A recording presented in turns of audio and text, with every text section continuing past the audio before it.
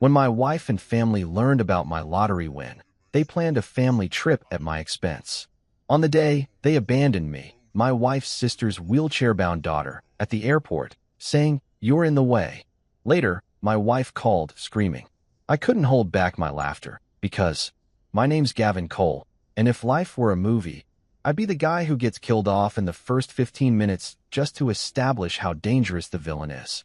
I'm 39 years old, work as a technician fixing everything from busted refrigerators to existential crises disguised as printer jams, and I've got a wife who thinks for better or worse was just a suggestion, not a binding contract.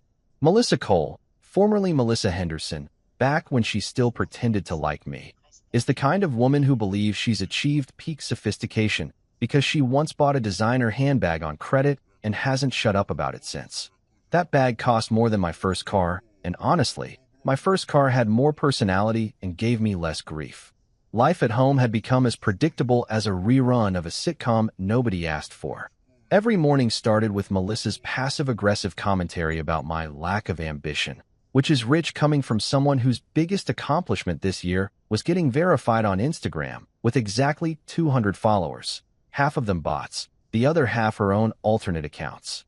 Her sister Tracy would swing by at least 3 times a week to brag about her latest MLM scheme or her daughter's participation trophy collection, acting like she'd raised the next Olympic champion when really, her kid Ivy was just good at being a decent human being despite having Tracy as a mother.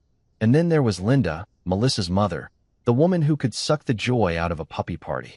Linda had this special talent for showing up unannounced, critiquing my average energy, and eating all the good snacks I'd hidden in the back of the pantry. I'd mastered the ancient art of nodding along while mentally constructing elaborate taco recipes in my head, because if I actually listened to half the nonsense that came out of their mouths, I'd have checked myself into a monastery by now. But then came the day that changed everything, or at least, it changed what I thought was going to be everything. It was a Tuesday, which is already the worst day of the week because at least Monday has the decency to be obviously terrible. I'd stopped at the corner gas station on my way home from a job, where I'd spent 4 hours explaining to a grown man that his laptop wouldn't turn on because he'd never plugged it in. I grabbed my usual, a pack of gum, a questionable hot dog that had been rotating on those heated rollers since the Clinton administration, and a $10 lottery ticket. I'd been buying these tickets every week for about 5 years, not because I actually thought I'd win, but because that tiny slip of paper represented $10 worth of hope that maybe, just maybe, I could escape the gravitational pull of my mundane existence. It was cheaper than therapy and had roughly the same success rate. I scratched off that ticket while sitting in my truck in the driveway, procrastinating the inevitable moment I'd have to walk through my front door and pretend to care about whatever new crisis Melissa had manufactured. I wasn't paying much attention, honestly, just scraping away the silver coating while mentally calculating how many more years until retirement, when I noticed something weird. The numbers matched. Not just 1 or 2 numbers, all of them. I checked again, because surely this was some kind of cosmic prank. I pulled out my phone, Googled the lottery website, and nearly dropped my phone into my lap when I realized I'd hit the 3rd prize jackpot. I wasn't buy a yacht and retire to the Bahamas rich, but I was definitely pay off the mortgage and tell my boss where he can stick his performance reviews rich. For about 30 glorious seconds, I sat there imagining all the possibilities. I could finally fix up my workshop, maybe take that trip to Colorado I'd been dreaming about since before Melissa decided camping was beneath her aesthetic. I could breathe, but then reality crashed back in like an unwanted relative at Thanksgiving, because I absolutely knew, that the moment Melissa found out about this money, my life was about to become exponentially more complicated. And I was right. I was so tragically, hilariously right. I walked into the house trying to play it cool, but Melissa has this sixth sense for when something good happens to me that she can potentially ruin. She was in the kitchen, photographing her sad desk salad for her Instagram story with the caption, "Wellness Journey Day 847. Even though I'd watched her demolish an entire sleeve of Oreos the night before. The moment she saw my face, her eyes narrowed. "What happened? You look weird. Did you get fired?" "Please tell me you didn't get fired, Gavin, because I just ordered new throw pillows." "I didn't get fired," I said, and before I could stop myself, because apparently my mouth has a death wish, I added, I won the lottery. The transformation was instantaneous. Her pupils literally dilated like a cartoon character who just spotted a pile of gold.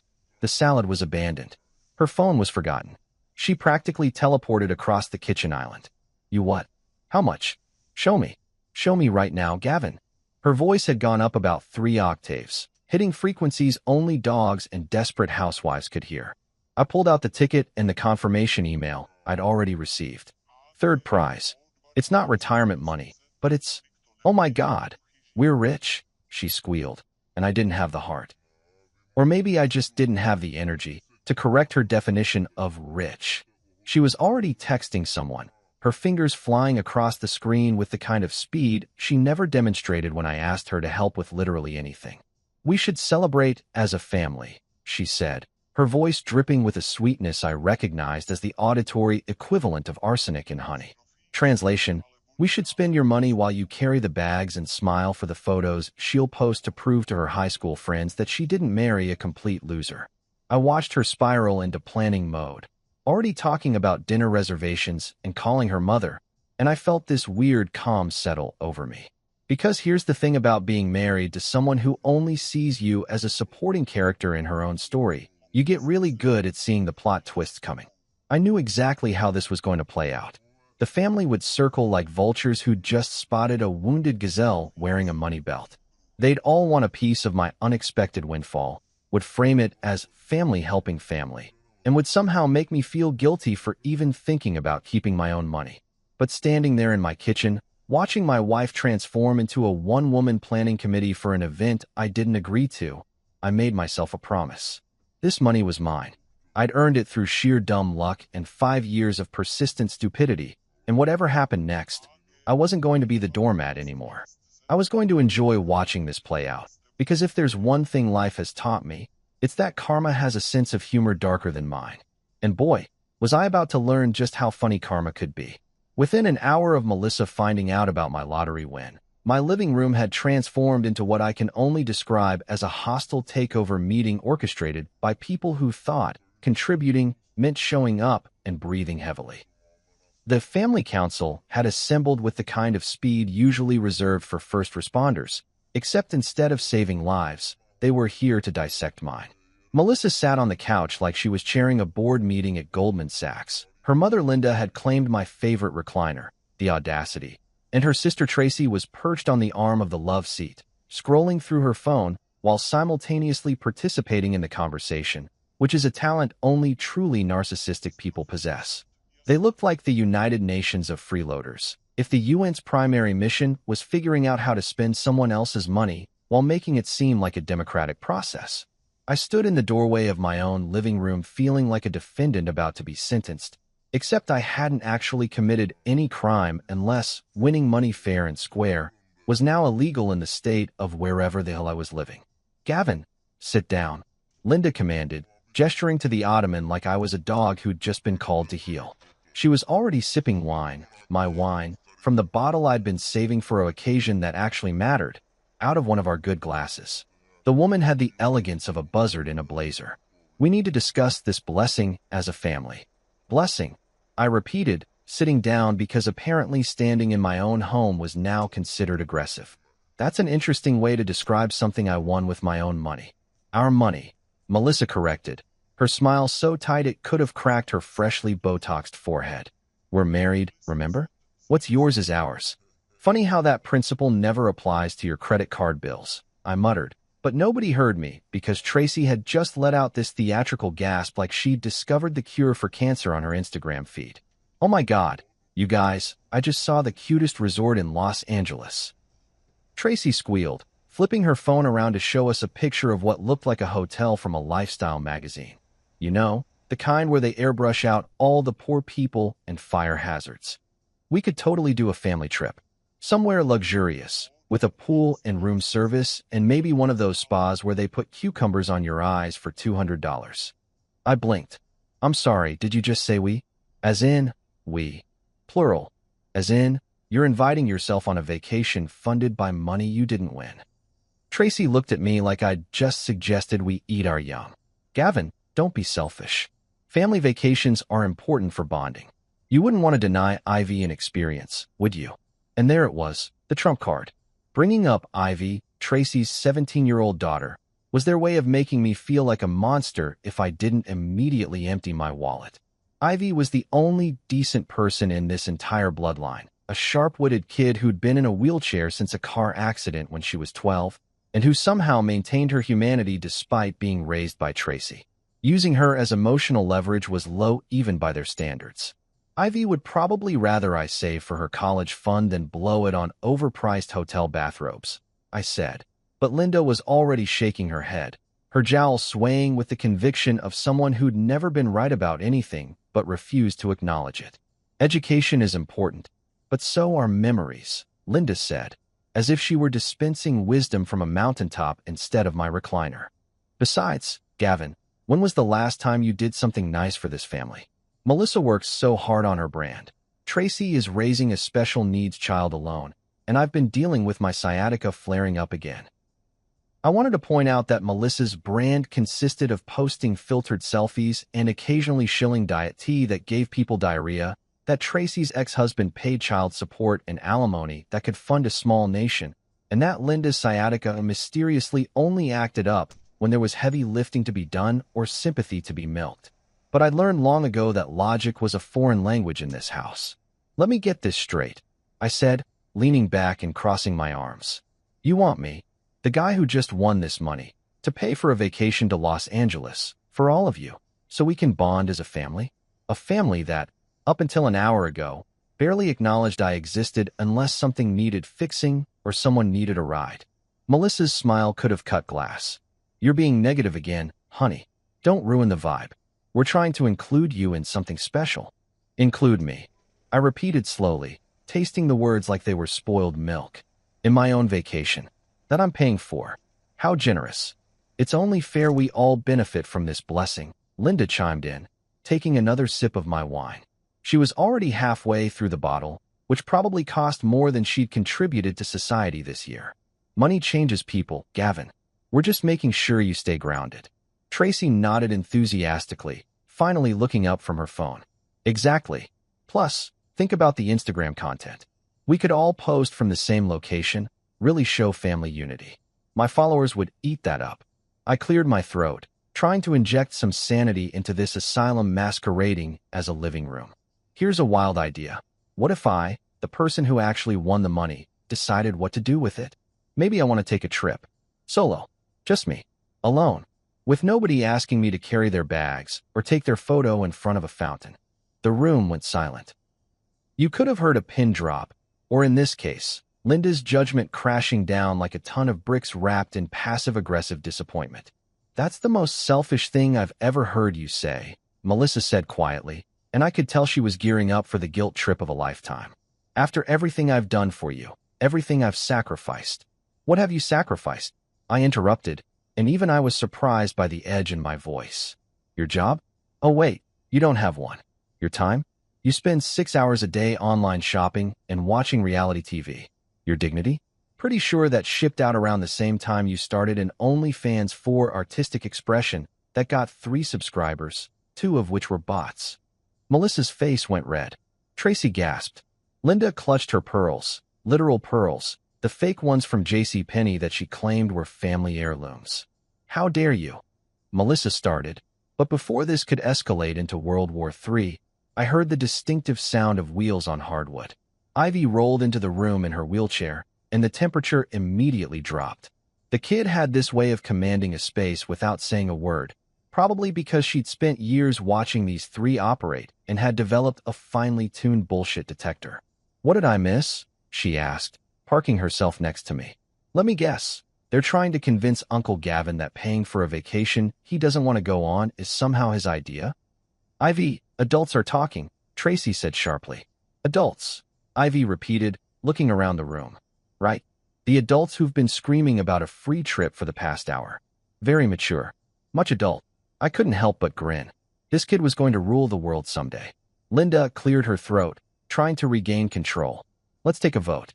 All in favor of a family vacation to Los Angeles, funded by Gavin's winnings, raise your hand. 3 hands shot up immediately. Mine stayed firmly in my lap. Motion passes, Melissa announced smugly. We'll start planning tomorrow. Gavin, you'll handle the bookings since you're so good at technical things. After they'd finally dispersed, Linda taking the rest of my wine bottle, Tracy already texting her friends about the trip, and Melissa retreating to the bedroom to start packing even though we hadn't set a date, Ivy rolled closer to me. Uncle Gavin, she whispered, her eyes sharp behind her glasses. They're going to use you like an ATM with legs. You know that, right? I looked at this 17-year-old kid, the only person in this entire circus who treated me like a human being, and I grinned. They can try, I said, keeping my voice low. But this ATM has withdrawal limits and a really petty sense of humor. Ivy smiled back, and in that moment, I knew I had at least one ally in whatever chaos was about to unfold. Somehow, in the twisted logic that governs my household, I went from selfish lottery winner who should be grateful we're letting him breathe to official family vacation coordinator and chief bag carrier in less than 24 hours. It's amazing how quickly the narrative shifts when there's work to be done. Suddenly, I wasn't just some guy with money. I was the responsible one, the detail-oriented one, the one who understands how booking things works because you do computer stuff, right? Never mind that I fix refrigerators and rewire electrical panels for a living. Not plan luxury vacations for people who think roughing it means a hotel without a bidet. The morning after the family council, and I'm using air quotes so aggressive they could puncture steel, Melissa cornered me in the kitchen before I'd even had my coffee. This woman had the tactical planning skills of a military general when it came to spending money that wasn't hers. She was already dressed in her boss babe outfit, which consisted of athleisure wear that cost more than my monthly car payment and had never seen the inside of a gym. "Good morning, honey," she chirped, sliding a piece of paper across the counter like she was delivering a ransom note. I made a list of everything we'll need for the trip. I figured it would be easier if I organized my thoughts. I picked up the paper, and I swear to God, it was typed, formatted, and laminated. Who laminates a vacation demand list? Sociopaths, that's who. The title at the top read, Los Angeles Family Bonding Experience, Requirements and Expectations, in a font that screamed, I took a graphic design class once, and now I'm insufferable. Let me break down this masterpiece for you. Destination, Los Angeles, with a footnote that said preferably near Beverly Hills for optimal photo opportunities. Accommodation, the Grand Mirage Luxury Hotel, 5 stars minimum. She'd underlined this twice. Transportation, business class flights, obviously, because we deserve comfort. I wondered who the we was, considering I was the only one paying. Activities, shopping on Rodeo Drive, spa day, fine dining experiences, and a surprise element that she'd refused to elaborate on. Duration, 1 week. She'd initially written 10 days, but had graciously revised it. How thoughtful. I looked up from this document that might as well have been titled, How to Drain Gavin's Bank Account in 7 Days or Less, and found Melissa staring at me expectantly, like a kid waiting for a gold star after turning in homework they'd plagiarized. You do realize I'm not Elon Musk, right? I said, setting the paper down before I was tempted to use it for its most logical purpose, kindling. This list reads like you're expecting me to fund a royal tour. Should I also arrange for a motorcade and police escort? Melissa's smile didn't waver, which was somehow more terrifying than if she'd gotten angry. You're being negative again, Gavin. This is exactly the kind of energy that holds you back in life. Don't ruin the vibe. The vibe, I repeated flatly. I'm ruining the vibe by pointing out that business class tickets for 4 people to Los Angeles would cost more than my truck is worth. And that's before we even talk about this hotel, which I'm guessing you found on some website that uses stock photos and broken English.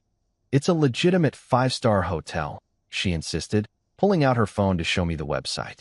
Look, it says luxury right in the name. The Grand Mirage Luxury Hotel. You can't fake that. I leaned in to look at her screen, and immediately, every alarm bell in my technician brain started ringing. The website looked like it had been designed by someone who'd learned HTML from a YouTube video in 2003. The photos were weirdly pixelated. The testimonials section featured reviews from people named John Smith and Jane Doe. Real creative. And the contact information was just a Gmail address. No phone number, no physical address beyond Luxury Mountain Road, Los Angeles, California. Melissa, I said slowly, like I was explaining fire safety to a toddler. This website screams scam. Look at this photo. That's literally the stock image that comes with Microsoft Word. I've seen it 100 times. She snatched her phone back, defensive now. You're just jealous because I found a good deal. Not everything has to be suspicious, Gavin. Sometimes good things happen to people who think positively. Good things like identity theft and credit card fraud. I muttered, but she was already walking away, probably to tell her mother about how unsupportive I was being. I stood there in my kitchen, holding this ridiculous laminated list, wondering how I'd ended up in this parallel universe where I was the crazy one for questioning a hotel website that looked like it was hosted on a GeoCities server someone forgot to shut down. But orders were orders, apparently, and if I wanted any peace in this house, a futile dream, but a man can hope, I needed to at least pretend to go along with this disaster in the making. Later that afternoon, while I was in my workshop trying to find my sanity somewhere between the socket wrenches and the existential dread, Ivy rolled in. The kid had this uncanny ability to show up exactly when I needed a reality check, or at least someone who wouldn't gaslight me into thinking I was the problem. Uncle Gavin, she said, maneuvering around my toolbox. Can I see that hotel website my mom and Melissa keep talking about? I pulled it up on my phone and handed it to her. Ivy scrolled through it for maybe 30 seconds before she started laughing. Not the polite kind of laugh, but the deep, genuine kind that comes from witnessing something truly absurd. Oh my God, she gasped between giggles. Uncle, this is so fake. Look at this. Their 5-star rating is written in Comic Sans. Comic Sans? What kind of luxury hotel uses Comic Sans? The kind that doesn't exist, I said, feeling validated in a way that probably wasn't healthy but felt great anyway. Ivy zoomed in on one of the photos. This picture of the Grand Lobby is literally from a real estate listing in Cleveland. I reverse image searched it. Cleveland, Uncle Gavin. This hotel is claiming a Cleveland office building lobby is their 5-star entrance. You're a better detective than anyone in this family deserves, I told her, meaning every word. She handed my phone back, her expression turning serious. Are you actually going to book this place? Because if you do, and it turns out to be some abandoned building in the middle of nowhere, I'm going to feel bad for not warning you harder. You're warning me plenty, I assured her. But here's the thing, Ivy, I tried to tell them. I pointed out every red flag short of hiring a mariachi band to sing "This is a Scam" in 4-part harmony. They don't want to listen. They want what they want, and they want it on my dime. Ivy studied me for a moment, and I could see the wheels turning in her head. This kid was sharp, sharper than her mother would ever be, even if she got a brain transplant from Stephen Hawking. So what are you going to do? I smiled, and it probably wasn't a nice smile. It was the kind of smile that comes from spending years as a doormat and finally realizing you could just stand up. I'm going to do exactly what they asked. I'm going to book their dream vacation to Los Angeles, using the exact hotel they insisted on, through the exact website they found. And when it all goes sideways, which it will, spectacularly, I'm going to be very far away from the explosion. That's delightfully petty, Ivy said, grinning. But what about you? Are you really going to go on this trip with them? Kid, I said, leaning back against my workbench. I learned a long time ago that sometimes the best way to win is to let people have exactly what they think they want. If they want the Grand Mirage luxury hotel so badly, who am I to deny them? I'm just the guy with the credit card and apparently no say in how it gets used. Ivy nodded slowly. Just promise me one thing. When this inevitably becomes a dumpster fire, you'll tell me all about it. I want details. I want to know exactly how this plays out. Deal, I said, shaking her hand like we were co-conspirators in the world's pettiest heist. But fair warning, it's probably going to be messy. Uncle Gavin, she said, wheeling toward the door. With this family, messy is the only setting we have. Might as well enjoy the show. And as I watched her leave, I realized she was absolutely right. If I was going to be forced into this circus, I might as well make sure I had the best seat in the house when the tent inevitably caught fire. The morning of the trip arrived with all the grace of a dumpster fire at a fireworks factory. I'd been up since 5 a.m. because apparently when you're the designated Sherpa for a family of freeloaders, you don't get the luxury of sleeping in before a vacation you didn't want to take. Melissa had packed enough luggage for a small army planning to invade a fashionable country. Tracy had shown up with 3 suitcases for a week-long trip like she was relocating permanently, and Linda had brought what I can only describe as a steamer trunk that probably hadn't seen daylight since the Titanic was considered seaworthy. I stood in the driveway at 6 in the morning, loading bag after bag into my SUV while the three of them stood around sipping coffee and critiquing my Tetris skills. "Be careful with that one, Gavin. It has my good shoes," Melissa warned, like I was juggling nitroglycerin instead of her overpriced footwear. Tracy was on her phone, naturally, probably live tweeting our departure to her 17 followers who definitely didn't care. Linda was providing color commentary about how her late husband, God rest his soul, though I suspect he died just to escape her, used to pack cars with real organization and efficiency. "You know what would be really efficient?" I grunted, shoving another suitcase into the back. "If any of you had packed less than your entire closet for a 7-day trip." "We need options, Gavin," Melissa said, like she was explaining quantum physics to a hamster. "You never know what occasions will come up. What if we get invited somewhere fancy? What if the weather changes? What if my Instagram aesthetic requires a wardrobe pivot?" I decided not to point out that the weather in Los Angeles in October was pretty consistently sunny and that her Instagram aesthetic was filtered within an inch of reality, because I was already sweating through my shirt and it wasn't even 7 a.m. yet. Ivy rolled down the driveway with a single backpack on her lap, looking at the luggage situation with the kind of bemused expression that suggested she was reconsidering her life choices. "Uncle Gavin, do they know we're going for a week? Not moving into Buckingham Palace?" she asked, parking her wheelchair next to me. "Logic and your family have never been on speaking terms," I replied, finally slamming the trunk closed with the kind of force that comes from deep, cellular frustration. "All right, everyone in.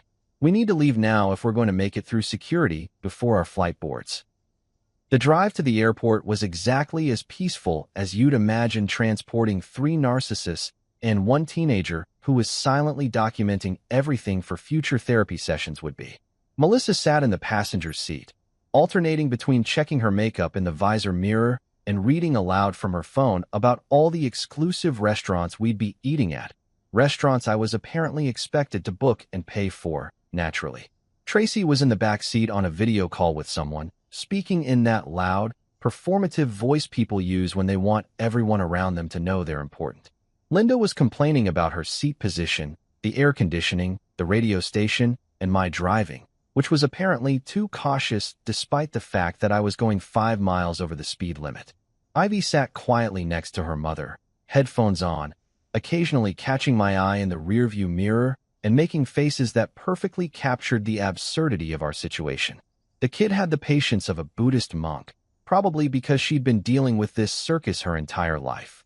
We arrived at the airport with exactly 90 minutes before our flight, which should have been plenty of time, except I had to unload mount luggage by myself, while everyone else immediately migrated toward the terminal entrance like I was their personal porter service. I managed to get everything onto 2 carts, a genuine feat of engineering that deserved some kind of award, and wheeled them inside while Ivy navigated beside me. "You okay, Uncle?" she asked quietly as we made our way to the check-in counter. "Define okay," I said, already feeling the stress headache forming behind my eyes. If okay means contemplating whether it's too late to fake my own death and start a new life in Montana, then yeah, I'm peachy. Check-in was a whole ordeal involving Melissa arguing with the agent about luggage weight limits like the laws of physics were negotiable, Tracy demanding an upgrade she hadn't paid for, and Linda insisting her trunk was a medical necessity, even though the only thing medically necessary about it was the chiropractor I'd need after lifting it. I stood there with my credit card out, watching my vacation fund evaporate in baggage fees, and wondered if this was what hell looked like: fluorescent lighting, overpriced airport coffee, and family members who treated you like a walking ATM machine. Finally, we made it through security, another adventure involving Linda setting off the metal detector 3 times because she refused to remove her costume jewelry, and arrived at our gate with about 40 minutes to spare. I was double-checking our boarding passes for the 15th time, making sure Ivy and I had our seats together, when Melissa suddenly stood up with Tracy and Linda. "We're going to get snacks," Melissa announced, already walking away. "Gavin, you stay here with Ivy and watch our carry-outs. We'll be right back." Something in her voice made my internal alarm system start blaring, but I was too tired to interrogate it. "Sure, fine, whatever. Gate doesn't change," and boarding starts in 30 minutes. We know, Tracy said, not even looking at me as she followed her sister. They disappeared into the crowd of travelers, and I settled into the uncomfortable airport chair, trying to find a position that didn't make my back scream in protest. Ivy was on her tablet, probably texting her friends about what a disaster this trip already was. Around us, families were chatting excitedly about their vacations, couples were holding hands, and normal people were existing in a world where their relatives didn't treat them like disposable income. 10 minutes passed, then 15, then 20. Uncle Gavin, Ivy said, looking up from her tablet, they're boarding our section. I looked around. No sign of Melissa, Tracy, or Linda. The gate agent was calling zones, and people were lining up with their boarding passes ready. A cold feeling started creeping up my spine, the kind of feeling you get when you realize you've been had, but your brain is still trying to process the betrayal. I pulled out my phone and called Melissa. It rang 4 times before she picked up, and I could hear airport announcements in the background, but they sounded different from the ones at our gate. "Where are you?" I asked, trying to keep my voice level even though my blood pressure was approaching stroke territory. There was a pause, and then Melissa sighed. Actually sighed, like I was inconveniencing her by asking a simple question. "Gavin, listen. Tracy, Mom, and I talked, and we decided that, well, you and Ivy would just slow us down. You with your practical concerns and sensible budgeting, and Ivy with her needs. This is supposed to be a relaxing vacation, and we just think it would be better if we enjoyed it without the extra complications." I stood up so fast my chair nearly tipped over. "I'm sorry, what? You're ditching us? At the airport? After I drove you here, paid for everything, and loaded your ridiculous amount of luggage?" "Don't be dramatic," she said, and I could practically hear her eye roll through the phone. "You're an adult. You can drive yourself home. We'll send you pictures. Think of all the money you'll save not actually going on the trip. Money I already spent on your tickets." My voice was getting louder now, and people were starting to stare, but I was way past caring about making a scene. "Well, that's just the cost of family, isn't it?" Melissa said sweetly. "Anyway, our flight is boarding. Different airline, better seats. We upgraded ourselves using your credit card information. Hope you don't mind. So I have to go. Don't sulk too much, okay? It's not a good look on you." And then she hung up. She actually hung up on me. I stood there in the middle of the airport terminal, phone still pressed to my ear, trying to process what had just happened. Around me, life continued. People rushing to gates, kids crying, announcements crackling overhead, but I felt like I was in some kind of bubble where reality had taken a temporary vacation. "Uncle Gavin," Ivy's voice cut through my shock. "Did they seriously just ditch us?" I slowly turned to look at her, and the expression on her face was somewhere between horrified and impressed. "Yeah," I said, my voice coming out weirdly calm considering I was internally screaming. "Yeah, they did. Congratulations, kid. We've just been upgraded to unwanted baggage class. Population us." People were definitely staring now. A woman with a baby gave me a sympathetic look. A businessman pretended not to eavesdrop while clearly eavesdropping. The gate agent looked concerned, probably wondering if she needed to call security. I smiled, and it probably wasn't a sane smile, and said loudly enough for our growing audience to hear, "Don't worry, everyone. My wife just remembered she forgot her decency at home. Happens to the best of us. Carry on with your day." Ivy covered her mouth, trying not to laugh. "Uncle, you're making a scene." "Good," I said, finally letting the anger and absurdity of the situation wash over me. If I'm going to be abandoned at an airport by my own wife, I'm at least going to get some material out of it. And that's when someone tapped me on the shoulder. I turned around expecting to see airport security ready to escort me out for disturbing the peace with my public meltdown, but instead I found myself face to face with someone I hadn't seen in about 15 years.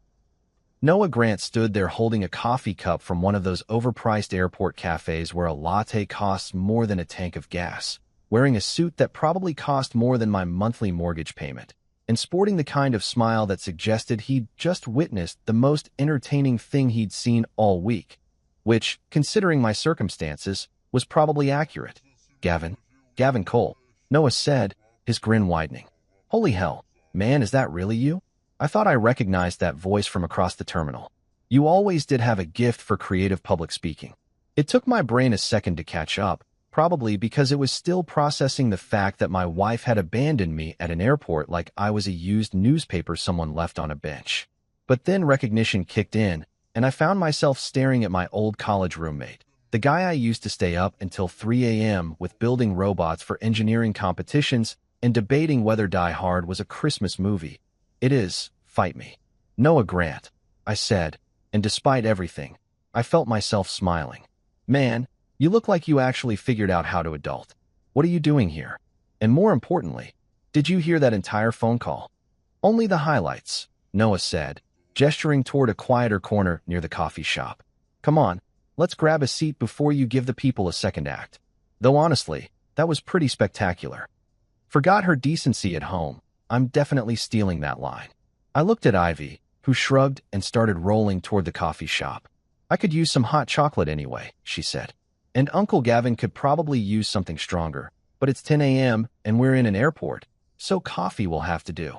We relocated to a small table area that smelled like burnt espresso and broken dreams, so basically every airport coffee shop ever. And Noah pulled up a chair while I tried to figure out where to even start explaining the absolute dumpster fire that was my life. Ivy parked her wheelchair at the table and immediately claimed the good chair, which I appreciated because at least someone in my vicinity had their priorities straight. So, Noah said, setting his coffee down and leaning forward with the kind of genuine interest people rarely show anymore. From what I overheard, your wife just ditched you at the airport? After you paid for a vacation? That's either the worst luck I've ever heard or the best story, depending on your perspective. Little bit of both, I admitted, signaling to the barista that I needed the largest coffee they had and possibly in 4 drip of caffeine directly into my veins. Long story short, I won some money on a lottery ticket. My wife and her family decided they deserved a vacation funded by said money, made me plan and pay for everything, and then ghosted me at the gate because apparently I'm too practical and Ivy here has needs that would ruin their luxury experience. Ivy raised her hand. The need in question is my wheelchair, which is apparently a massive inconvenience to people who've never had to think about accessibility in their entire privileged lives. Noah's expression shifted from amused to genuinely angry, which was interesting because I'd forgotten he had a younger sister with cerebral palsy. The man understood ableism in a way most people didn't. That's not just messed up, that's like several levels of messed up stacked on top of each other wearing a trench coat and pretending to be one normal-sized messed up situation. That's poetry, I said, accepting my coffee from the barista and taking a sip that burned my tongue but felt necessary for survival. You should write greeting cards. Sorry your family sucks. Here's a metaphor. Noah laughed, and it was the kind of genuine laugh that reminded me why we'd been such good friends back in college before life, careers, and geography had pulled us in different directions. He'd gone off to get his MBA and climbed the corporate ladder while I'd stayed local, married Melissa in what I now recognized as a decision made by someone with significantly impaired judgment, and settled into a life of comfortable mediocrity interrupted by occasional lottery wins and constant emotional manipulation. What are you doing here anyway? I asked, changing the subject because dwelling on my abandonment was just making me want to commit vandalism against the nearest vending machine. Last I heard through the grapevine, you were doing some big tech thing in Seattle. Still am, Noah confirmed, pulling out his phone to check something. Actually, I'm heading to LA right now for a business meeting. Big tech client, potential partnership deal, the whole corporate song and dance. My manager was supposed to come with me, but bailed last minute. Food poisoning from some sketchy sushi place. So now I'm flying solo and probably going to bomb this presentation because I'm more of a numbers guy than a people guy. Something clicked in my brain, the way it does when you're a technician and you suddenly see how all the broken pieces could fit together if you just approach the problem from a different angle. What kind of tech are we talking about? Smart home integration systems, Noah said. Basically making houses run themselves. Automated climate control, security, energy efficiency, all that jazz. Why? Because, I said, feeling the first spark of something that wasn't misery I'd felt all morning. I've been installing and fixing that exact kind of system for the past 5 years. I could probably explain your product better than most of your sales team because I actually know how the guts work and why half of them fail within the first year due to poor electrical planning. Noah's eyes lit up like I'd just told him he'd won his own lottery. Are you serious? Gavin, man, this might be the universe's weirdest way of working things out, but I could genuinely use someone who knows this stuff. The client wants technical details, real-world applications, the kind of stuff that comes from actually working with the systems instead of just reading marketing materials. Uncle Gavin is really good at explaining broken things. Ivy chimed in, sipping her hot chocolate. He's had to explain his marriage for years, so technical systems should be easy. I snorted coffee through my nose, which was painful but worth it. Kid, you're going to make me actually like you. Too late. You already do, she shot back with a grin. Noah was already pulling up flight information on his phone, his fingers moving with the kind of speed that comes from being perpetually connected to work. Okay, so here's what I'm thinking, and feel free to tell me if this is insane, but I'm booked on a flight to LAX in about 45 minutes. Business class because the company pays for it, and I'm not a masochist. What if you two came with me? Gavin, you could help with my presentation, and honestly, after what your wife just pulled, don't you deserve an actual vacation that doesn't involve being treated like a human ATM? I looked at Ivy. She looked at me. We had one of those wordless conversations that happen between people who've bonded over shared trauma and a mutual appreciation for karmic justice. Free vacation? Ivy said slowly, like she was testing the words. Where we'd actually be wanted and appreciated. Where Uncle Gavin gets treated like a person instead of a wallet with legs. Versus going home to our empty houses and spending the week thinking about how we got ditched at an airport. When you put it that way, I said, feeling a smile creep across my face that was probably slightly unhinged but felt amazing. It seems like a pretty obvious choice. Noah stood up, already heading toward the ticket counter with the kind of confidence that comes from having an expense account and zero patience for inefficiency. Give me 10 minutes. I'll get you guys on my flight. We'll figure out hotel stuff when we land. And you can tell me every embarrassing story about your wife that you've been bottling up for however many years of marriage. 13 years, I called after him. And buddy, we're going to need more than a flight to LA to cover all of it. While Noah worked his corporate magic at the ticket counter. Apparently having a platinum status card and a company account makes airline employees significantly more helpful. I pulled out my phone and stared at it for a long moment. Then I did something that felt petty and perfect in equal measure. I texted Melissa a photo of my coffee cup with the airport logo visible in the background. Thanks for the free morning. Really dodged a bullet not having to spend a week with you. Enjoy your scam hotel. Ivy leaned over to see what I was typing. That's going to make her mad. Good, I said, hitting send with more satisfaction than any text message had ever given me. She ditched me at an airport. I'm allowed to be petty. It's in the rule book under justifiable responses to emotional abandonment. 10 minutes later, Noah came back waving 2 boarding passes like they were winning lottery tickets, which, considering my recent luck with actual lottery tickets, felt appropriate. You're all set. Business class, window and aisle with the middle seat empty for Ivy's comfort, and I told them about the wheelchair situation so they're already prepping for early boarding. I looked at those boarding passes, then at Noah's genuine smile, then at Ivy's excited expression, and felt something I hadn't felt in a very long time. Actual hope that maybe, just maybe, things were about to get interesting in a good way for once. Noah Grant, I said, standing up and shaking his hand. You just saved me from spending a week rage cleaning my garage and plotting elaborate revenge scenarios. I owe you big time. Just help me not screw up this presentation, he said, clapping me on the shoulder.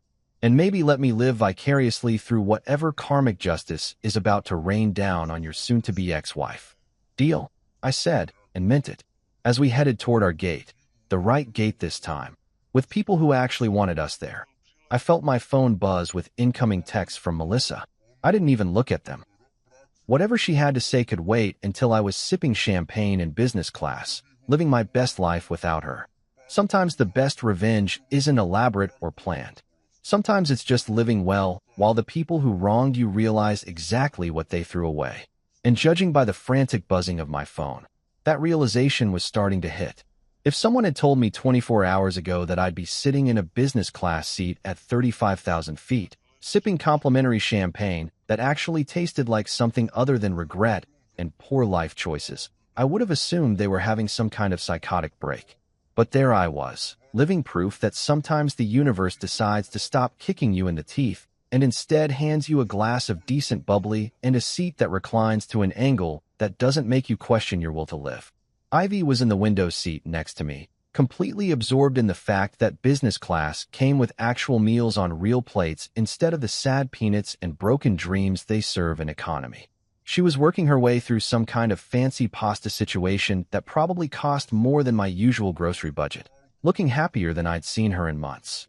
Noah was across the aisle, laptop open, frantically preparing for his presentation with the kind of focused energy that reminded me why he'd been the one to graduate top of our engineering class, while I'd been perfectly content with my B+ average and significantly lower stress levels. Okay, real talk, Noah said, looking up from his screen with an expression that suggested he was reconsidering every decision that had led him to this moment. I'm about to walk into a meeting with executives from TechVantage Solutions, huge company, massive potential contract, and explain why our smart home system is better than the 17 other companies pitching to them this quarter. My manager usually handles the presentation side because I'm better at the back-end technical stuff, and now I'm realizing I have no idea how to make this sound impressive to people who don't actually understand how any of it works. I set down my champagne glass, my second one, because if you're going to have a mental breakdown about your wife abandoning you at an airport, you might as well do it with decent alcohol. What's the actual product? Give me the technical specs, not the marketing garbage. Noah launched into an explanation that involved a lot of buzzwords like integrated IoT ecosystem and machine learning algorithms and seamless user interface optimization. I let him talk for about 5 minutes, watching his corporate speak get more and more convoluted before I held up my hand. Dude, stop. You're explaining it like you're writing a press release for people who already know what you're talking about. Let me translate this into human language.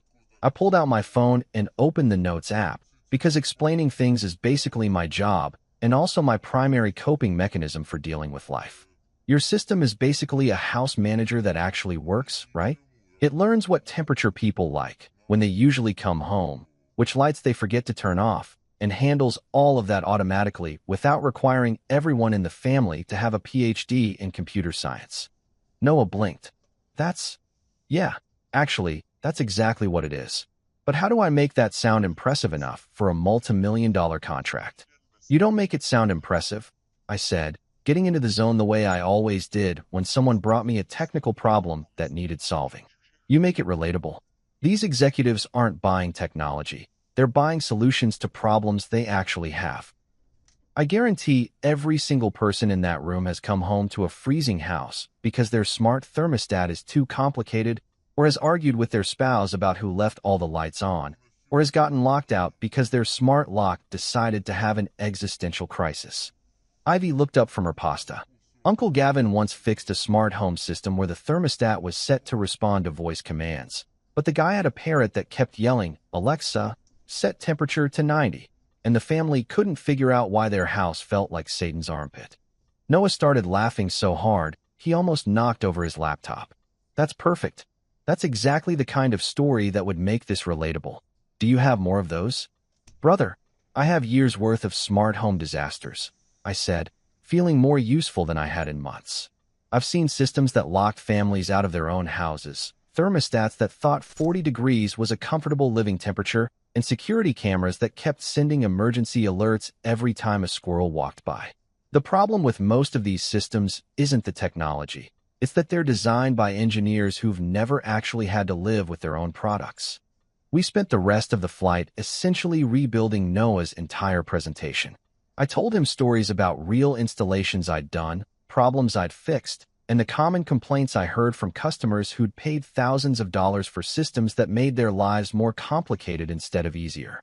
Noah took notes like his life depended on it, occasionally stopping to say things like, "Oh my God, why didn't our marketing team think of this? And you're basically doing their job better than they are, and you don't even work for us." By the time we landed at LAX, Noah had a completely revamped presentation that focused less on technical specifications and more on actual human problems that his product solved. He'd replaced slides full of graphs and percentages with real-world scenarios I'd helped him write, like the family who could never agree on temperature settings until the system learned everyone's preferences and adjusted automatically, Or the parents who stopped worrying about whether they'd locked the doors because the system sent them confirmation alerts without being intrusive about it. Gavin, Noah said as we waited for Ivy's wheelchair to be brought up from cargo, a process that always took way longer than it should, because apparently airport efficiency is an oxymoron. I know I said you'd just be helping me prep, but would you be willing to actually come to this meeting? Having someone who can speak to the real-world technical side, someone who's actually installed and fixed these systems, would be huge. I thought about it for exactly 3 seconds. Will there be coffee? Because I'm running on champagne and Sprite right now, and while that's a great combination for life in general, I should probably add some caffeine before I start talking to people who matter. The client is meeting us at their headquarters in downtown LA, and I promise they'll have good coffee, Noah assured me. These tech companies all think they're going to change the world through the power of expensive espresso machines. 2 hours later, after a car service ride that made me feel like someone important for once, and enough coffee to wake the dead, I found myself in a conference room that had better furniture than my entire house. The TechVantage Solutions team consisted of 5 executives who all had titles like Senior Vice President of Strategic Innovation, and looked like they'd never fixed anything with their own hands in their entire lives. They were the kind of people who said things like synergy without irony and probably had assistants to read their emails for them. Noah introduced me as his technical consultant and field specialist, which was a fancy way of saying the guy who actually knows how this stuff works in real life, and launched into the presentation. I watched him work through the slides we'd rebuilt together, and I had to admit, the man could sell. He had that corporate charisma thing down, the ability to make even mundane features sound revolutionary. But about 15 minutes in, one of the executives, a woman named Patricia something hyphenated who had the kind of severe haircut that screamed, "I will destroy you in contract negotiations," held up her hand. "This all sounds great in theory," she said, her tone suggesting she'd heard 1,000 pitches just like this and was thoroughly unimpressed with all of them. "But we've been burned before by companies promising seamless integration and easy installation, only to discover their systems require a specialized technician for every minor adjustment. What makes your product actually different?" Noah looked at me, and I realized this was my cue. I set down my coffee, which was indeed excellent. These tech companies knew their priorities and leaned forward. "Ma'am, I've been installing smart home systems for 5 years, and I can tell you exactly why most of them suck," I started, and I saw a couple of the executives sit up straighter. Apparently nobody had called their competitors' products terrible to their faces before, and they were intrigued. Most systems are designed by people who understand code but don't understand houses. They don't account for old wiring, weird floor plans, or the fact that the average homeowner has the technical expertise of a potato and just wants their lights to turn on when they flip a switch. I spent the next 20 minutes basically doing what I do best, explaining complicated technical concepts in a way that made sense to people who didn't speak engineer. I told them about the Parrot incident, about the family whose smart lock had locked them out during a snowstorm, about the elderly couple who'd given up on their expensive system because it required them to use 7 different apps just to adjust their thermostat. For every problem I described, I explained how Noah's system had actually solved it in ways that other products hadn't, because I'd installed enough of them to know the difference. Patricia was nodding now, actually taking notes. The other executives had stopped checking their phones and were paying attention. Noah was trying not to grin like an idiot because he could sense this was going way better than he'd hoped. "So what you're saying," Patricia said slowly, "is that your system is essentially idiot-proof." "I prefer human-proof," I corrected. "Because the problem isn't that people are stupid. It's that they're busy and stressed and just want their house to work without requiring a manual thicker than a phone book. Your system does that. It actually does what it promises, which in this industry is apparently revolutionary." There was a long pause, and then Patricia smiled. Not the polite corporate smile, but an actual genuine smile that suggested I'd just said exactly what she needed to hear. "Gentlemen," she said, looking at her fellow executives, "I think we've found our partner." The contract negotiation took another hour, but it was basically a formality at that point. By the time we walked out of that building, Noah had a signed partnership deal that was apparently a huge win for his company, and I had the surreal experience of having contributed something meaningful to a business deal worth more money than I'd see in my entire lifetime. "Dude," Noah said as we climbed back into the car service, You just saved my entire career. That presentation was going to be a disaster without you. How did you do that? Buddy, I've been explaining broken things my whole life, I said, pulling out my phone to check my messages. Mostly my marriage. Compared to that, explaining smart home systems is easy. My phone lit up with a new text from Melissa. Hope you're not sulking at home. We're having an amazing time. Smiling face with smiling eyes. I looked at the message, looked at Noah, and then pulled up my camera. Hey Noah, can you take a picture of me looking comfortable and successful? He grinned and grabbed my phone. I held up my champagne glass from earlier, which I'd saved specifically for this purpose because I'm petty like that, and gave the camera my best, living my best life smile. Noah snapped the photo, and I sent it to Melissa with the caption, sulking respectfully from business class. Hope your scam hotel is everything you dreamed. Clinking glasses. Her response came in about 30 seconds. What? I put my phone on silent and settled back into the comfortable leather seat. Sometimes revenge isn't about elaborate plans or dramatic confrontations. Sometimes it's just about living well and letting karma handle the rest. And based on the 3 dots appearing and disappearing in my text thread, karma was about to get very, very busy. After we left the TechVantage building, Noah was riding the kind of high that comes from closing a deal that probably just earned him a promotion and possibly a bonus big enough to buy a small yacht. The man was practically vibrating with excitement, making phone calls to his boss and various coworkers, using phrases like exceeded expectations and game-changing partnership, while I sat there feeling like I'd accidentally stumbled into someone else's success story and somehow gotten credit for it anyway. We need to celebrate, Noah announced after his 4th congratulatory phone call, turning to face me and Ivy in the back of the town car. This deal was huge, and you made it happen, Gavin. My company has a corporate account at this incredible hotel my dad used to take us to when I was a kid, the Grand Mirage. It's up in the hills, absolutely stunning views, the works. What do you say? My treat, obviously, since you just saved my professional reputation. I was mid-sip of the bottled water the car service had provided when those 2 words registered in my brain. The Grand Mirage. The exact same name as the sketchy website hotel Melissa had insisted I book. The hotel with the Comic Sans rating and stolen photos from Cleveland office buildings. The hotel that Ivy and I had laughed about because it was so obviously a scam that even a desperate door-to-door salesman wouldn't fall for it. I choked on my water. Actually choked, like a cartoon character who'd just realized the universe had a better sense of humor than any professional comedian. You okay there? Noah asked, looking concerned while the driver glanced at me in the rearview mirror like he was calculating whether he'd need to perform the Heimlich. The Grand Mirage. I managed to get out between coughs. You said the Grand Mirage Luxury Hotel? Yeah, that's the one. Why, have you heard of it? Ivy started laughing.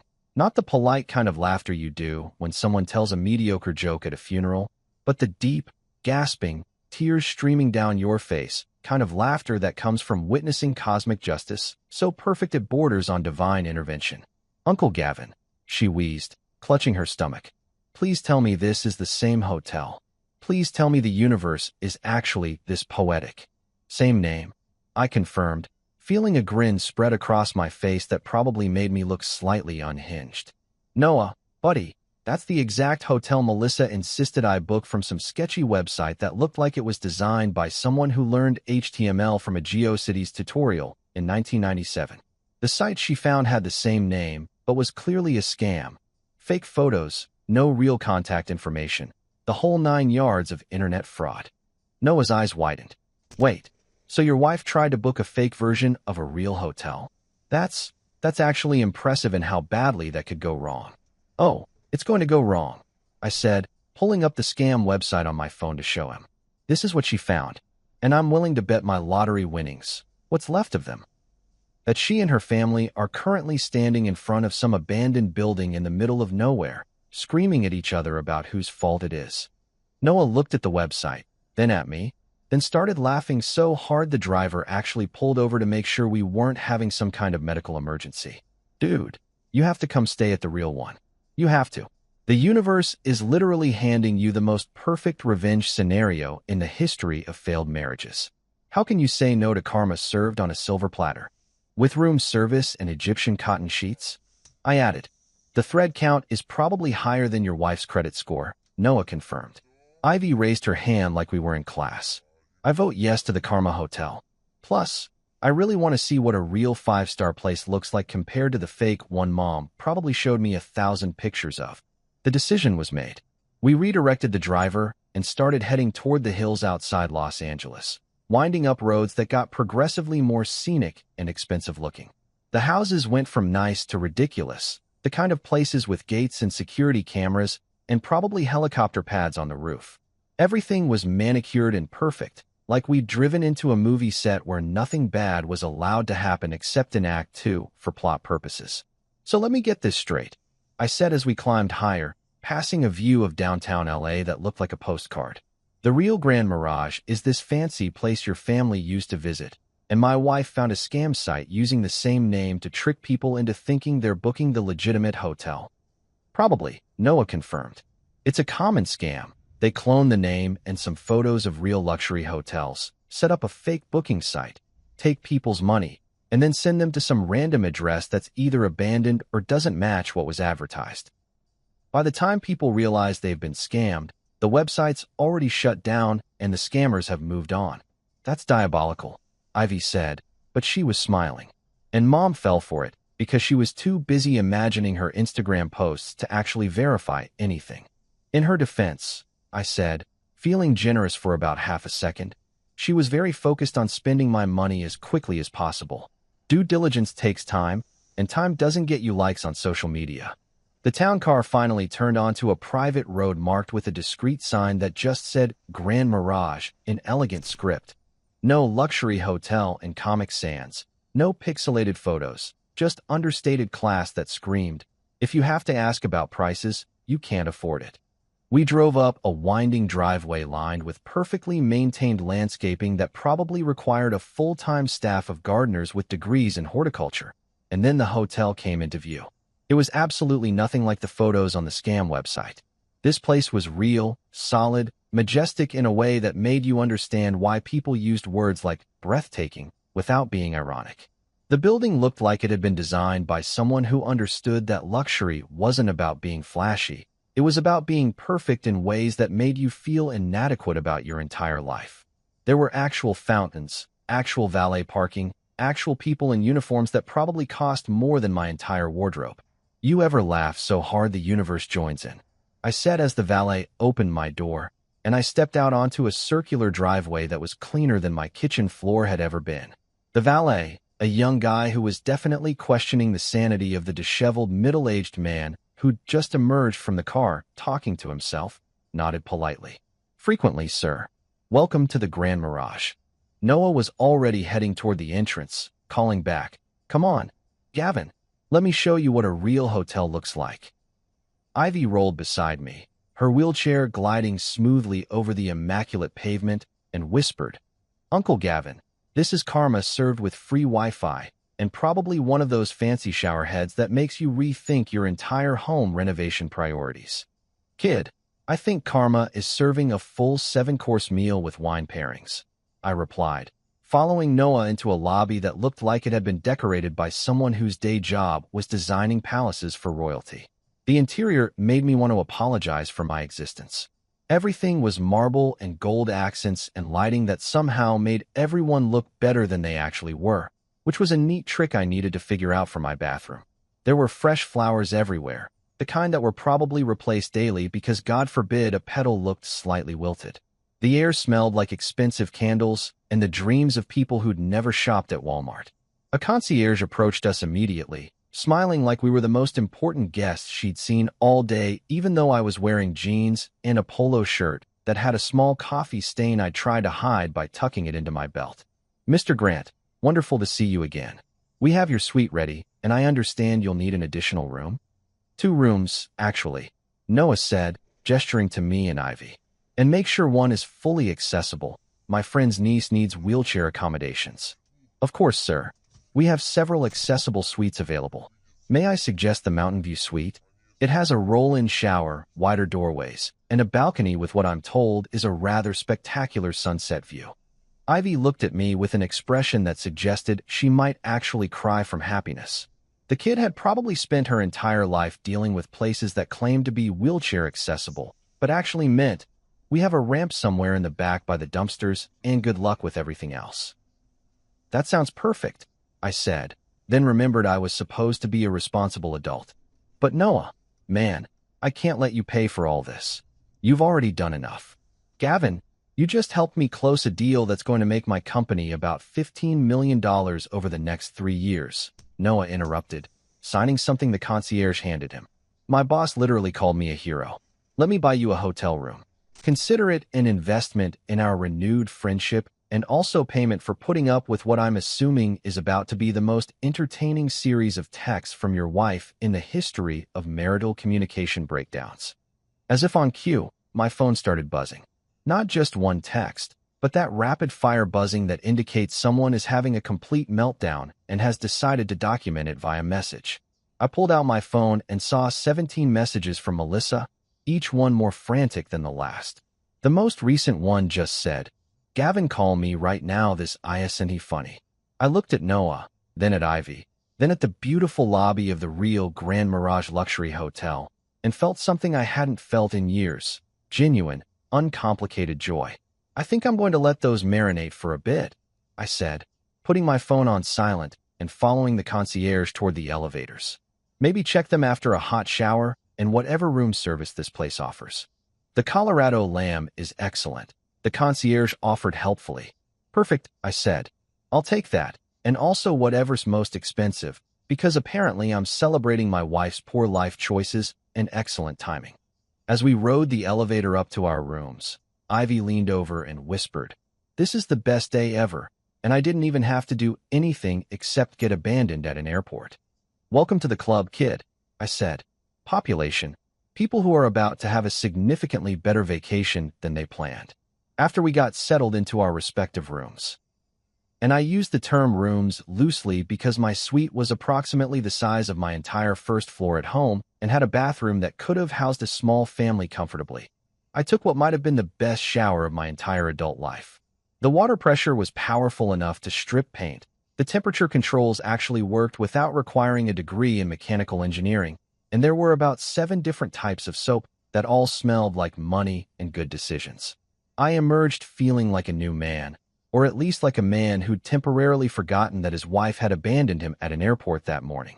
I threw on the complimentary bathrobe that was softer than anything I'd ever owned, ordered room service with the kind of reckless abandon that comes from knowing you're not paying for it, and settled onto the balcony to watch the sun start its descent over Los Angeles. The view was insane. You could see downtown, the ocean, and probably 3 different social classes from up here. It was the kind of view that made you understand why people went into debt for Instagram photos. Room service arrived about 20 minutes later, delivered by a guy who somehow made pushing a cart look dignified.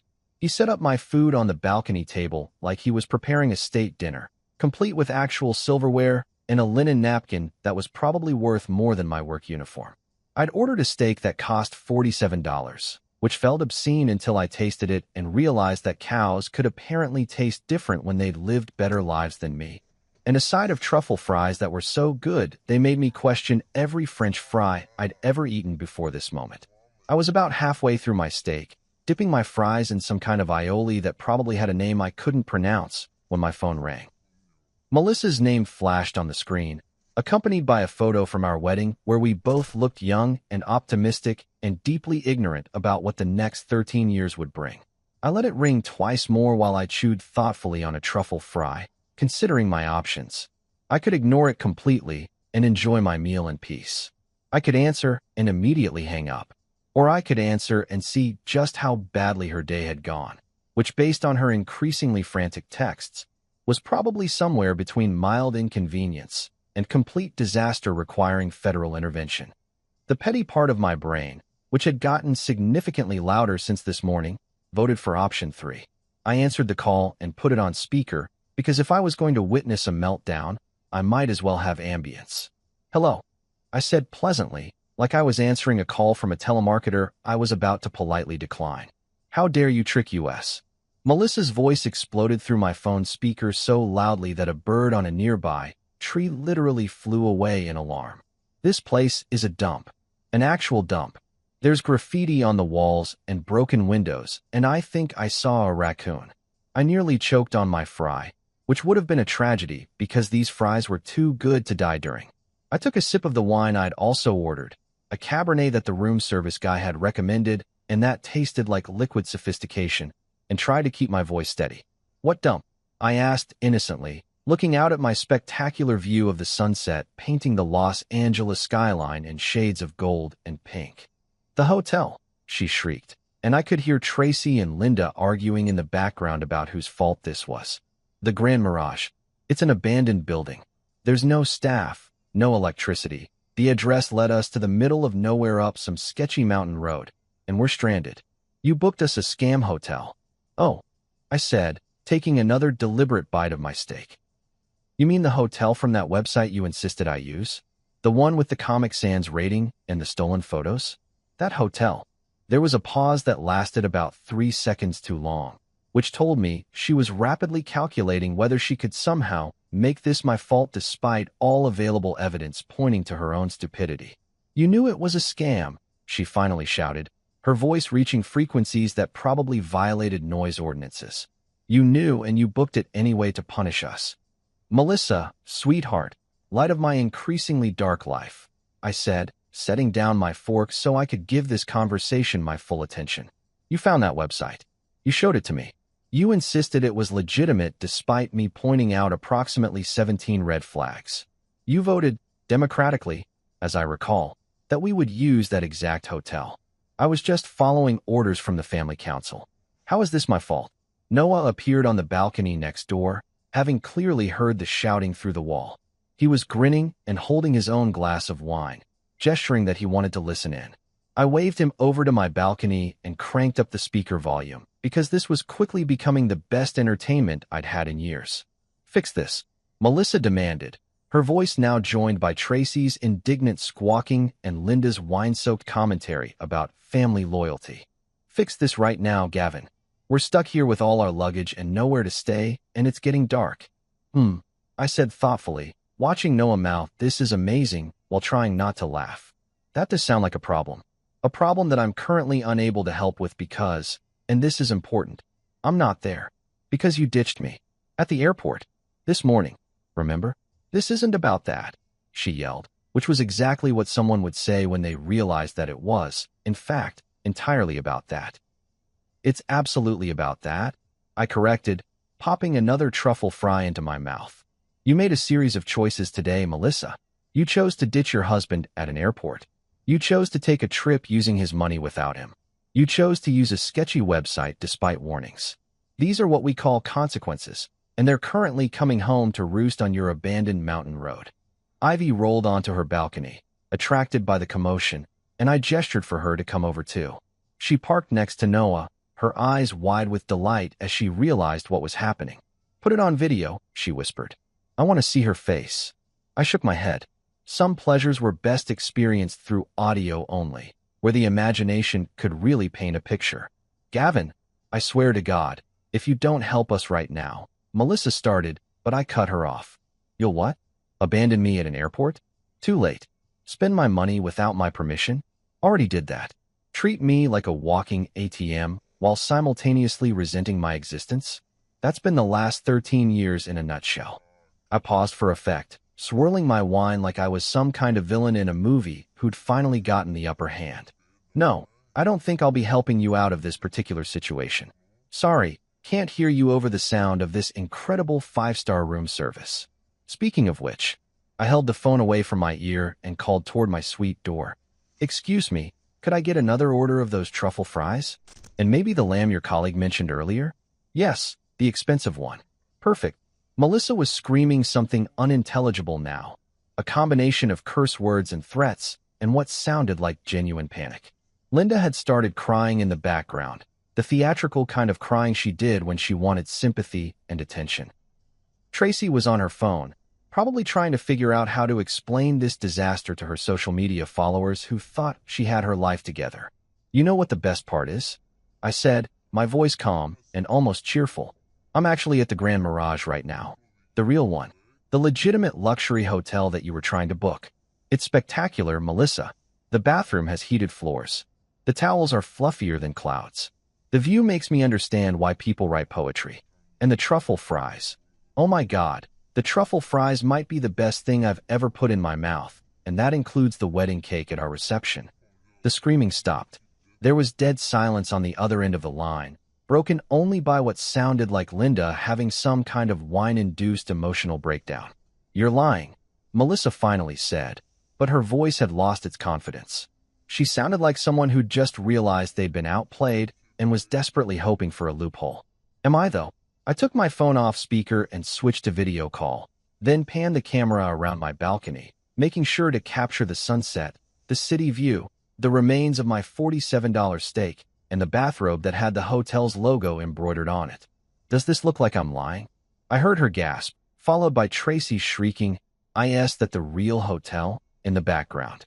"Sure is," I confirmed, switching back to audio only because her face had gone an interesting shade of purple that suggested her blood pressure was reaching medically concerning levels. "Noah Grant, remember him from college? The successful one? We ran into each other at the airport, and he offered to bring me along on his business trip. Turned out to be pretty fortuitous, all things considered." "This is your fault," Melissa screamed, and I could hear the desperation in her voice now. "You set us up. You knew that website was fake, and you let us book it." I pointed out it was fake. I corrected. Multiple times. "You called me negative and told me not to ruin the vibe. This is the vibe you created, babe. How's it feeling?" Noah was literally crying with laughter now, trying to stay quiet, but failing miserably. Ivy had her phone out, probably recording audio for posterity or maybe for future blackmail purposes. "Gavin, please," Melissa said, and her voice had shifted to the pleading tone she used when she wanted something and had run out of other options. "We're stranded. We need help. Can you book us rooms somewhere? Anywhere?" I thought about it for exactly half a second. No, you're just going to leave us here. You left me at an airport this morning," I reminded her. "Turnabout is fair play. Also, I'm going to finish my dinner now because that lamb just arrived and it looks incredible. Good luck with your raccoon friend. I hear they're very intelligent animals. Maybe he can help you figure out your next move." "Gavin."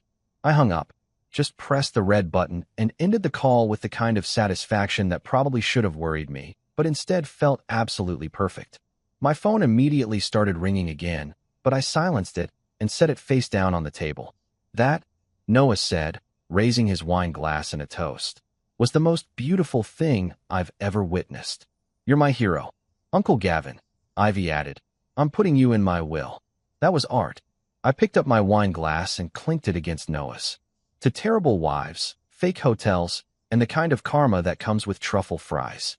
An expensive lamb," Noah added, eyeing my new plate. "Want to split it?" I offered. I feel like this moment deserves to be shared. We spent the next hour eating overpriced hotel food, drinking wine that I couldn't pronounce, and watching my phone light up with increasingly desperate messages that I had absolutely no intention of answering. Somewhere down that mountain, my wife was having the worst day of her life, and I was having one of the best days of mine. Funny how that works out sometimes. 3 days in Los Angeles passed like a dream where everything actually goes right for once, which was disorienting because I'd spent the last 13 years in a nightmare where nothing ever did. Noah and I turned his business meeting success into an extended celebration involving more steakhouses than my cardiologist would approve of, a Dodgers game where we had box seats, and several profound conversations about life, marriage, and why we'd both been idiots in our 20s. Ivy got to experience what a real vacation looked like when people actually wanted you around, complete with accessible tours and zero-guilt trips about existing.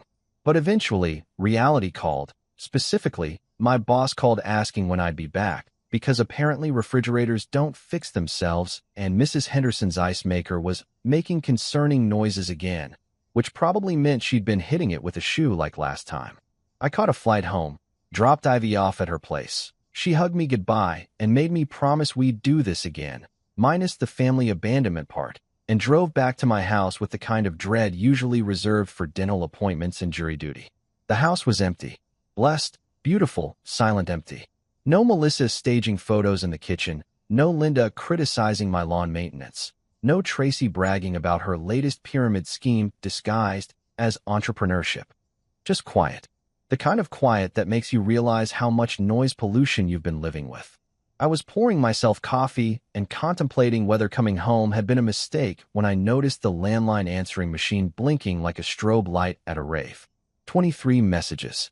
23. I hit play expecting Melissa's voice, but instead got something way better. This is Officer Martinez with the Los Angeles Police Department, calling for Gavin Cole regarding Melissa Cole, Linda Henderson, and Tracy Morrison.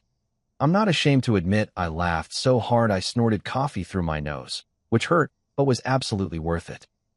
Apparently, after getting stranded at their fake hotel, the three of them had tried to economize by shoplifting sandwiches from a convenience store. Security caught them. Things escalated. They'd rented a car using my credit card, which I immediately disputed. Thank you very much.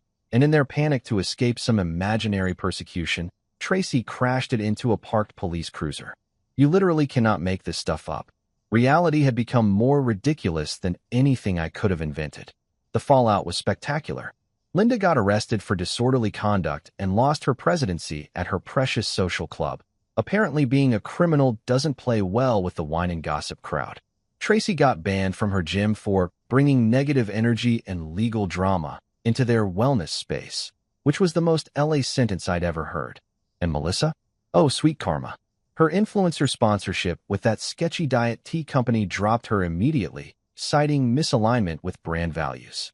Because apparently giving people diarrhea is fine, but petty theft crosses the line. I saved all the voicemails, poured another coffee, and smiled. Sometimes the universe doesn't just give you justice. It gives you a comedy show with perfect timing. 6 months later, I'm writing this from my new apartment, a place that's entirely mine, decorated with furniture I actually like, and blissfully free of anyone telling me my energy is too average. The divorce papers came through faster than Melissa could say, but what about my half? Mostly because her lawyer took one look at the airport abandonment evidence, the credit card fraud, and the police reports, and basically told her to take whatever I offered and run. I offered her nothing. She ran anyway. Ivy lives in the complex now, just 2 floors down. Turns out Tracy's parenting was more neglect than guidance. So the moment Ivy turned 18, she moved out with money I helped her access from her dad's child support account that Tracy had been managing.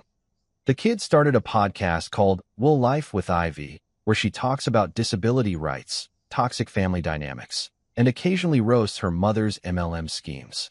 It's got 50,000 subscribers and actual sponsors. I help edit episodes and provide technical support, which is way more fulfilling than fixing refrigerators, though I still do that too because bills exist. Noah and I turned that LA business deal into a full partnership. His company hired me as a technical consultant, which means I get paid obscene amounts of money to tell engineers why their smart home systems suck and how to fix them. I work remotely most days, occasionally fly out for meetings, and have business cards that make me sound way more important than I actually am. Melissa calls sometimes from random numbers I don't recognize. I let them all go to voicemail. Her messages start apologetic, turn manipulative, then eventually just sound tired.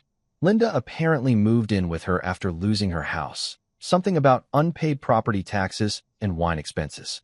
Tracy's on her 3rd MLM this year. The 3 of them are living together in some apartment complex, probably making each other miserable, which feels like justice served with a side of poetic irony. Every now and then, I pour myself a drink, raise a glass to freedom, and laugh. Because the best trip of my life was the one I didn't take with them.